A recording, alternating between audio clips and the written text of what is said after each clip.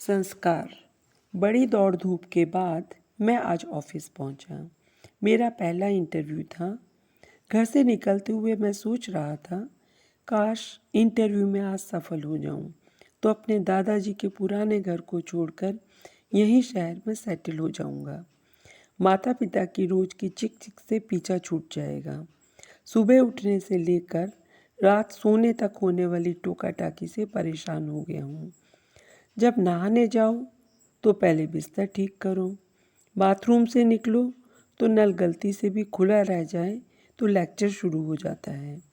किसी दिन लेट होने की वजह से तौलिया सही जगह पर ना रख पाऊँ तो डांट पड़ जाती है। नाश्ता करके घर से ना निकलो तो भी सुनना पड़ता है। क्या क्या सुने, 1 मिनट का भी चैन नहीं। नौकरी मिल जाए तो छुटकारा हो। ये सब विचार मेरे दिमाग में उमड़ घुमड़ रहे थे। ऑफिस में बहुत सारे उम्मीदवार बैठे बॉस का इंतज़ार कर रहे थे। 10 बज गए। मैंने देखा पैसेज की लाइट अभी तक जल रही है। माँ की बात याद आ गई तो लाइट बंद कर दी।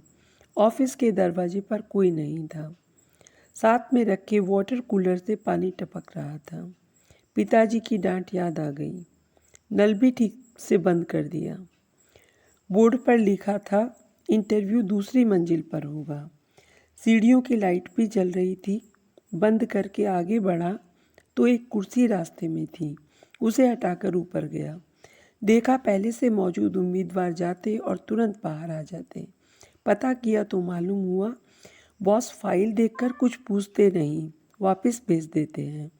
मेरा नंबर आने पर मैंने फाइल मैनेजर की तरफ बढ़ा दी। फाइल पर नज़र दौड़ाने के बाद उन्होंने कहा, कब ज्वाइन कर रहे हो? उनके सवाल से मुझे यूँ लगा जैसे मजाक हो। वो मेरा चेहरा देखकर कहने लगे, ये मजाक नहीं, हकीकत है। आज के इंटरव्यू में मैंने किसी से कुछ पूछा नहीं, सिर्फ सीसीटीवी में सबका व्यवहार देखा। सब आए लेकिन किसी ने नल या लाइट बंद नहीं किया। बधाई के पात्र हैं तुम्हारे माता पिता, जिन्होंने तुम्हारा इतना अच्छा पालन पोषण किया और अच्छे संस्कार दिए। जिस इंसान के पास सेल्फ डिसिप्लिन नहीं, वो चाहे कितना भी तेज और चालाक हो, मैनेजमेंट और जीवन की भागदौड़ में सफल नहीं हो सकता। घर पहुंचकर माता पिता को गले लगा लिया और उनसे क्षमा मांगकर उनका दिल से धन्यवाद किया। अपने जीवन की दिनचर्या में उनका छोटी छोटी बातों पर रोकने टोकने से मुझे जो उत्तम शिक्षापूर्ण व्यवहार मिला था, उसकी तुलना में मेरी बाहरी शिक्षा की डिग्री कुछ भी नहीं थी। आज मैं जान चुका था कि जीवन में स्कूली शिक्षा के साथ घरेलू संस्कारों का भी अपना ही महत्व है। ऐसी ही पोस्ट के लिए चैनल सब्सक्राइब करें। धन्यवाद।